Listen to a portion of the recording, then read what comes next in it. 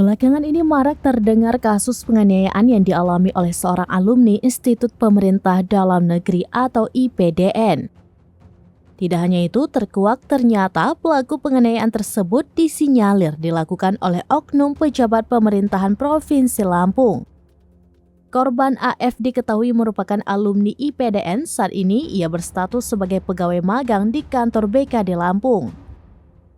Mengutip warta kotalive.com, Kepala Badan Kepegawaian Daerah atau BKD Lampung, Mary Harikasari buka suara terkait dugaan penganiayaan yang dilakukan bawahannya terhadap pegawai magang AF. Mary berjanji akan mengusut tuntas kasus yang menyebabkan AF pingsan dan harus dirawat intensif di rumah sakit.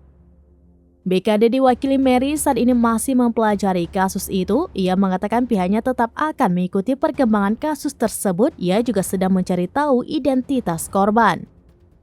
Sementara itu, tim Inafis Polresta Bandar Lampung melakukan olah TKP terkait kasus dugaan penganiayaan alumni IPDN di kantor BKD.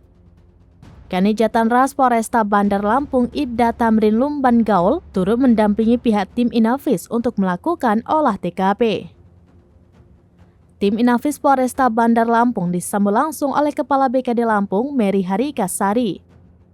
PLH Kadis Kominfotik Lampung, Ahmad Saifullah dan Sulpakar sebagai Kadis Dikbud Lampung serta PJ Bupati Mesuji mendampingi pihak kepolisian untuk olah TKP.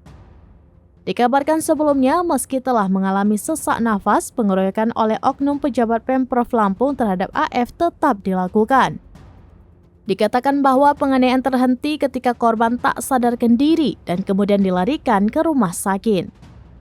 Akibat luka dalam yang dialami AF, korban harus mendapat perawatan intensif di rumah sakit.